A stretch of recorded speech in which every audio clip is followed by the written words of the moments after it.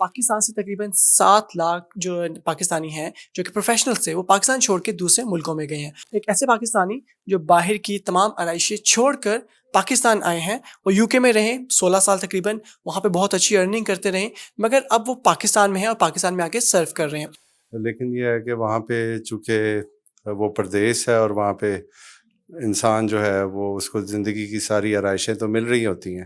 تو میں جب بھی ادھر آیا ہوں میں نے یہ دیکھا ہے کہ یہاں پہ لوگوں کو ایک اچھے ہیلتھ کیئر کی کافی ضرورت ہے. دانت خراب ہونے کی ریزنز کیا ہیں اور ان سے بچا کیسے جا سکتا ہے؟ یہاں تک کہ آپ یقین نہیں کریں گے کہ یہاں پہ لوگوں کو پراپر برشنگ ٹیکنیکس کا نہیں پتہ, برش کب کرنا چاہیے. تو کھانا کھانے کے بعد اور سونے سے پہلے برش کرنا چاہیے اور کم از کم 2 منٹ کے لیے کرنا چاہیے. السلام علیکم ناظرین, میں ہوں ڈاکٹر ماجد خان اور آپ دیکھ رہے ہیں 51 نیوز HD.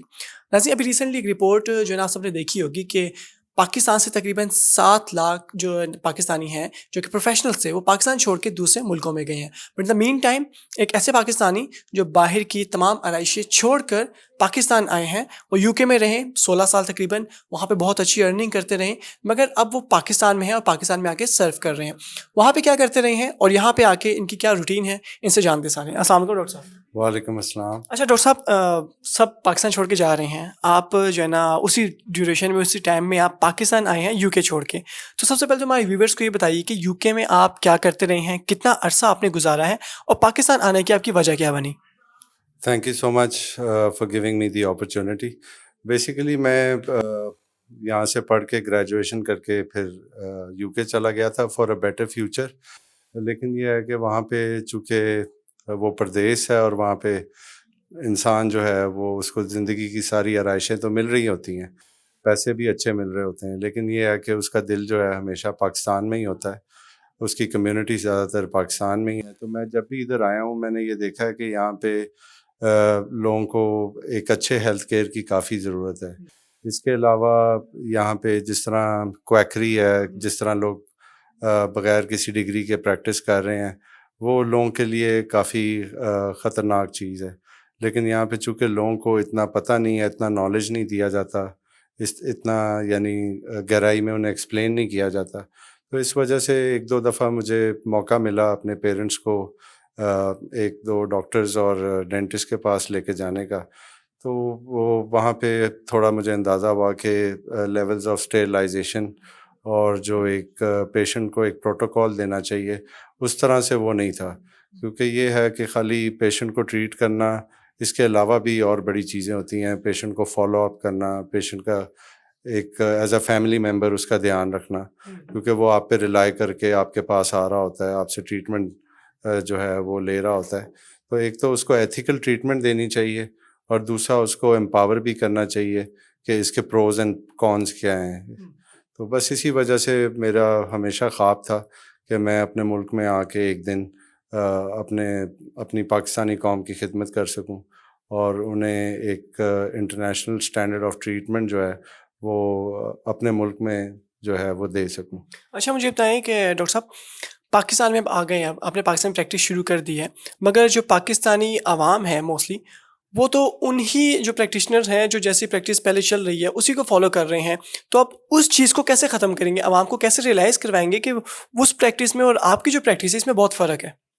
جی یہ بہت اچھا کویشچن ہے آپ کا. بیسیکلی میرے آنے کا مقصد ہی یہ تھا کہ میں لوگوں کو آ کے ایک ڈفرینس شو کروں اپنی لیول آف پریکٹس کا کمپیئر ٹو جس طرح یہاں پہ پریکٹس کرتے ہیں لوگ.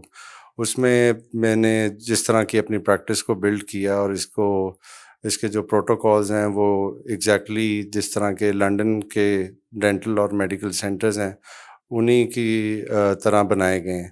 تو اس کا مقصد یہی تھا کہ لوگوں کو ایک تو ڈفرینس آف ٹریٹمنٹ پتہ چلے as soon as they step into my practice. تو اس کے علاوہ میں نے یہاں پہ جس طرح کے کچھ پیشنٹس کو میں دیکھتا ہوں وہ مجھے یقین نہیں آتا کہ انہوں نے واقعی ہی کسی ڈینٹسٹ سے ٹریٹمنٹ کروایا ہے.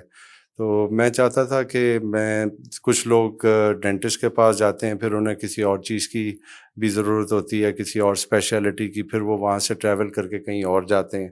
تو کانسیپٹ میں یہ لے کے آیا کہ multiple specialities under the same roof دی جائیں based on international health standards, اور اس کی وجہ سے ایک تو پیشنٹ کا ٹائم بچتا ہے، سیکنڈلی اس کو جو ہے ایک فیلنگ آف سیٹسفیکشن ہے. ہر ٹریٹمنٹ کے بعد ہم اپنے پیشنٹس کو فالو اپ بھی کرتے ہیں، ان سے پوچھتے رہتے ہیں کہ وہ کیسا فیل کر رہے ہیں ٹریٹمنٹ کے بعد. اس طرح ہمارا ان کے ساتھ ایک بانڈ بڑا اسٹرانگ ڈیولپ ہو جاتا ہے. اچھا، آپ کہہ رہے ہیں کہ آپ انٹرنیشنل لیول کا جو ہے نا ان کو اسی اسٹینڈرڈ کا جو ہے ٹریٹمنٹ دیں گے جو آپ یو کے میں دیتے تھے وہاں پہ، تو اس کے لیے تو پھر مریضوں کو بھی لاکھوں لاکھوں دینے پڑیں گے، ایسا نہیں؟ جی یہ آپ کی بات بالکل ٹھیک ہے. ظاہر سی بات ہے، there is a cost for high quality treatment, لیکن میری اپروچ یہی ہے کہ میں لوگوں کو ایک very very very reasonable cost پہ، ایسے لوگ جو ہر طرح کے سوشل اکنامک بیک گراؤنڈ سے ہیں، جس میں پیئنگ پیشنٹس بھی ہیں، نان پیئنگ پیشنٹس بھی ہیں، تو ظاہر سی بات ہے ہر بندے کو میں چاہتا ہوں اکاموڈیٹ کروں. اس کے لیے میں نے جو میری اسٹرینتھ ہے وہ یہ ہے کہ میری پریکٹس میں ہر چیز میڈ ان دا یو کے.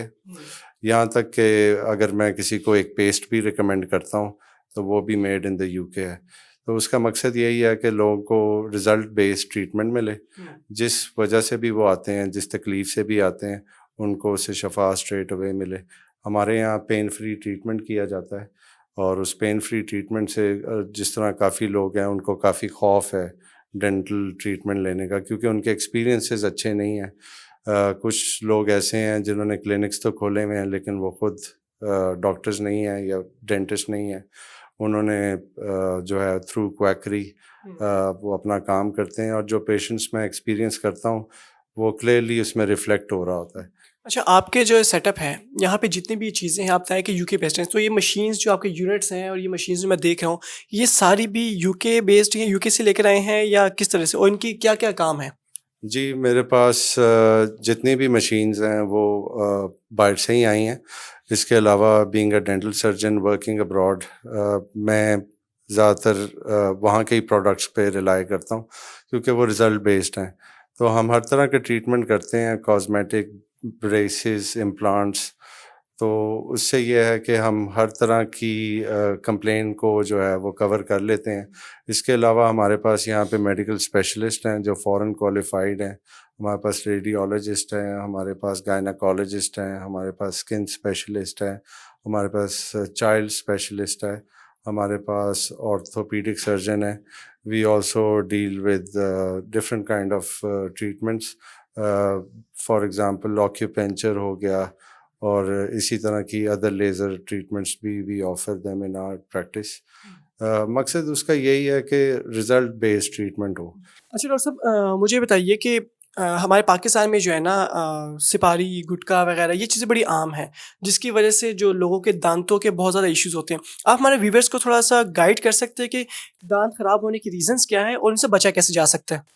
جی ضرور. یہ بیسیکلی اسموکنگ ہو گیا، پان کھانا یا گٹکا رکھنا، اس کے علاوہ بھی اور بھی کافی چیزیں، نسوار ہوگی، یہ ساری چیزیں they are the common cause of oral cancer.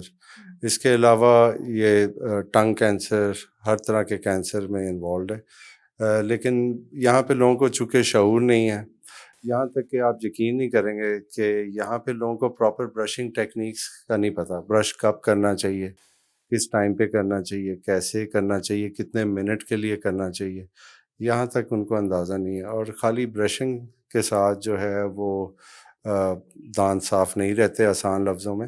اس کے علاوہ بھی انسان کو جو ہے اورل ہائیجین مینٹین کرنے کے لیے اور بھی چھوٹی چھوٹی چیزیں، for example using flaws between your teeth, یہ بھی بہت ضروری ہے.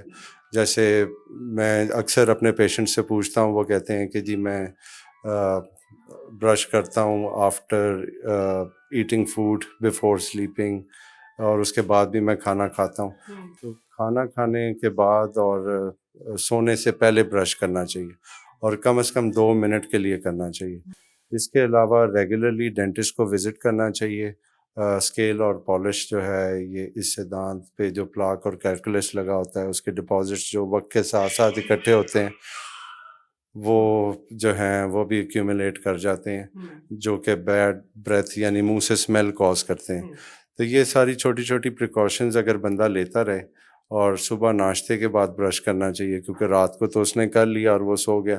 اگر صبح ناشتے سے پہلے برش کر لیں اور اس کے بعد آپ ناشتہ کریں تو پھر بات ادھر ہی آ جاتی ہے. اچھا ڈاکٹر صاحب ایک لاسٹ سوال میرے مائنڈ میں آپ سے آپ کی برشنگ ٹیکنیک وغیرہ سننے کے بعد ہی میرے مائنڈ میں اچانک سے سوال آیا کہ جو گائیں بھینس وغیرہ ہوتی ہیں وہ تو زندگی میں کبھی برش نہیں کرتی, ان کو کیڑا کیوں نہیں لگتا دانتوں میں؟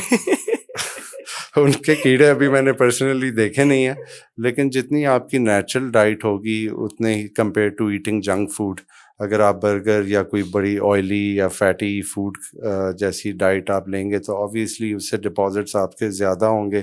اگر آپ میں کچھ ایسی ہیبٹس ہے لائک اسموکنگ یا یہ پان کھانا, تو یہ اس میں اور زیادہ ایڈ ہو جاتے ہیں اور اس کی کنڈیشن اور زیادہ ورس کر دیتے ہیں.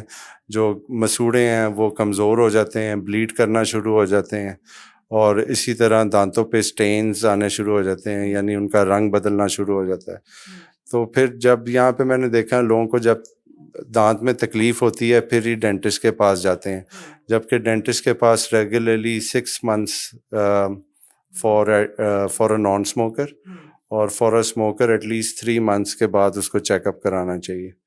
بہت شکریہ ڈاکٹر صاحب. ناظرین یہ تھے ڈاکٹر ذیشان ہمارے ساتھ, جن سے ہم نے ڈینٹسٹری ایڈوائسز لی اور جانا ان سے کہ یو کے چھوڑ کے پاکستان آنے کی وجہ کیا تھی ان کی. اور ان لاسٹ میں یہی کہوں گا کہ جتنے بھی آپ جو ویورز ہیں دیکھنے والے, وہ چاہے میڈیکل اسپیشلسٹ ہو یا ڈینٹسٹ ہو, ان کے پاس لازمی 3 to 6 months میں ایک دفعہ. جی بات کاٹ رہا ہوں, اس میں میں یہ بھی ایڈ کرنا چاہوں گا کہ ہائی لیول آف اسٹیرلائزیشن بہت امپورٹنٹ ہے.